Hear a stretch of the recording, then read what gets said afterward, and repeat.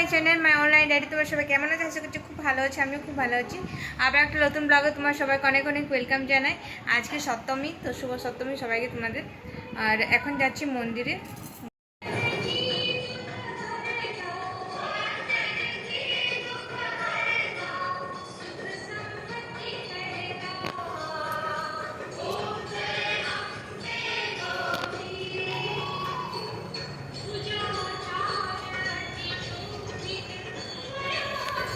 ওই গোল্ডেন কালারের এটার জন্য প্যান্ডেলটা চমকিছে একদম।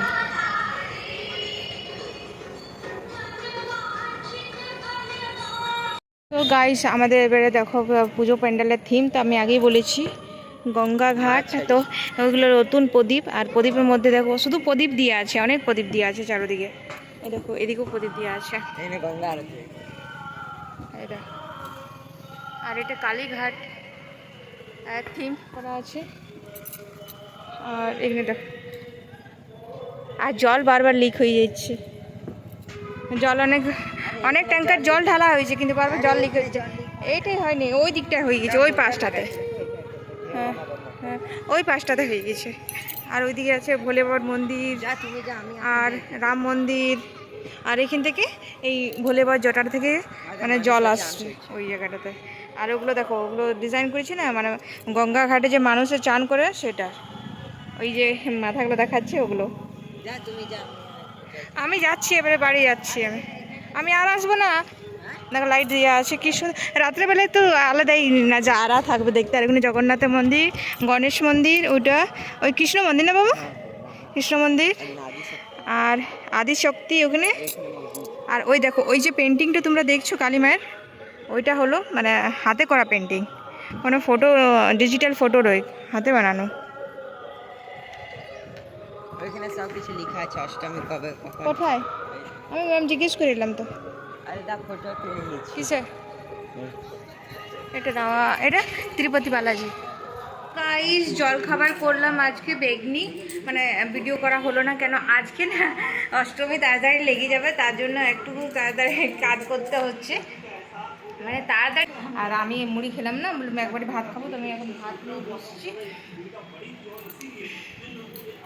12টা বেজে গেছে, তো তাড়াতাড়ি খেয়ে নি, না হলে আর ভাত খেতে পারবো না, মানে অষ্টমী তাড়াতাড়ি লেগে যাচ্ছে, তাই নেই। তো পরে দেখা করছে। হ্যাঁ এই বাবা, অঙ্কন দাদা নাই কই?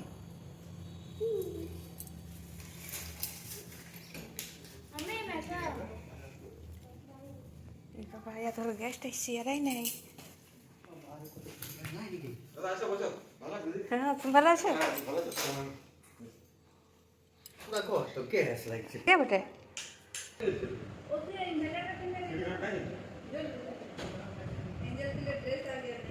ভালো রাখ তোমার ড্রেস আমাকে দিয়ে দিবি, আমার একটা হয়নি, আমাকে দিন দিব, বেশি ড্রেস আছে তো।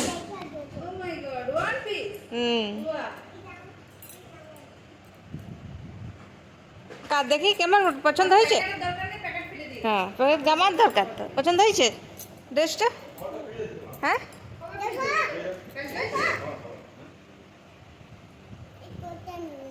হ্যাঁ, কটনের কা হ্যাঁ। এখান থেকে যাচ্ছি আমরা মেলা ঘুরতে।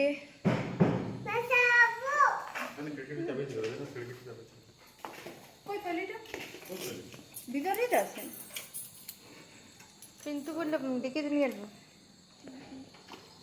চ বসে আমাদের সঙ্গে। বাবু ঘড়ি। হ্যাঁ,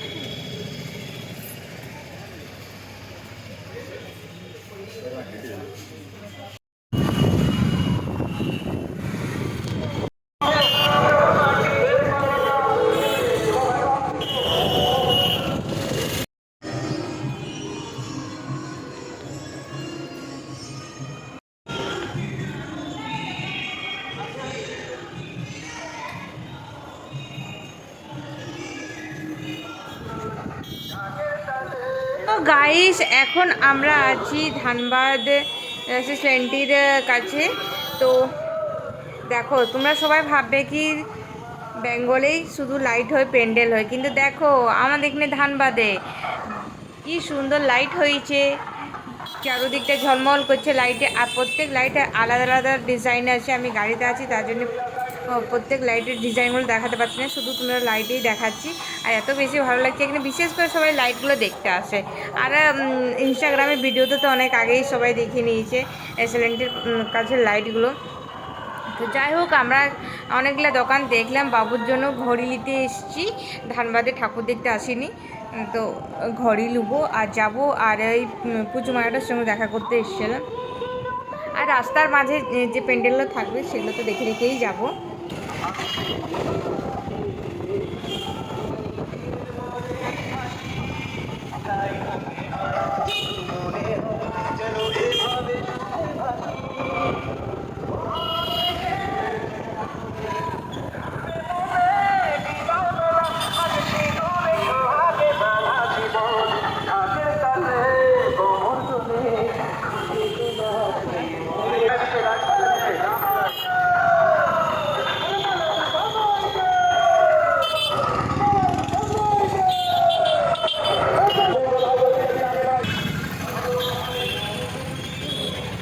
ভূত কি করছে? ভূত হাততালি মারছে। ভূত মামা।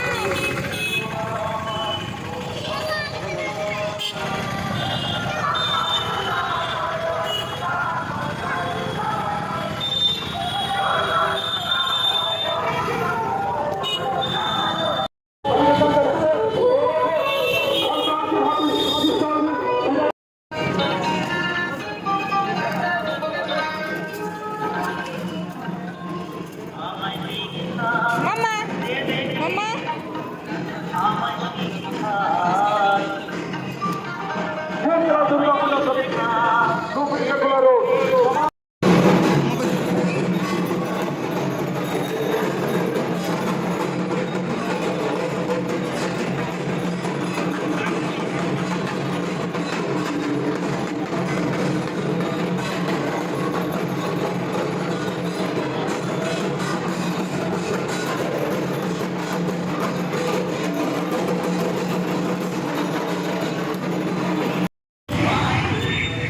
এরকম কেউ হোলি ধরে কেউ যদি বার করে নিয়ে চলে যায় তাও জানতে পারবেন না। টাটা মামা, টাটা টাটা।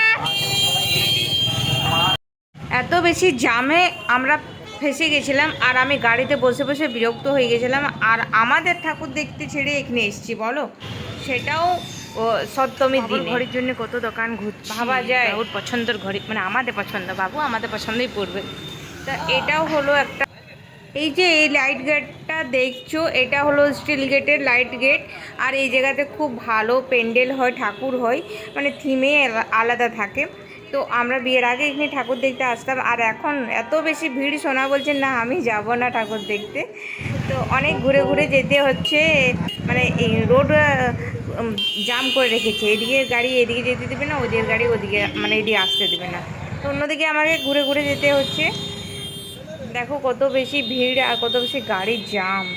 তো গাছ ঘুরতে ঘুরতে দেখো আমরা গোবিন্দপুর চলে এসেছি, আর এটা হলো গোবিন্দপুরের উপর বাজারের প্যান্ডেল। তো এই প্যান্ডেলটা দারুণ দেখার মতো হয়েছিল, তো তার জন্য আর গাড়ি থেকে দেখে দেখে যাচ্ছি। দেখো খুব ভালো হয়েছিল প্যান্ডেলটা, আর এর আগেও একটা প্যান্ডেল পাবে। তো আর লাইটগুলো খুব ভালো সাজিয়েছিল, তার জন্য আমি ভিডিও করেছিলাম।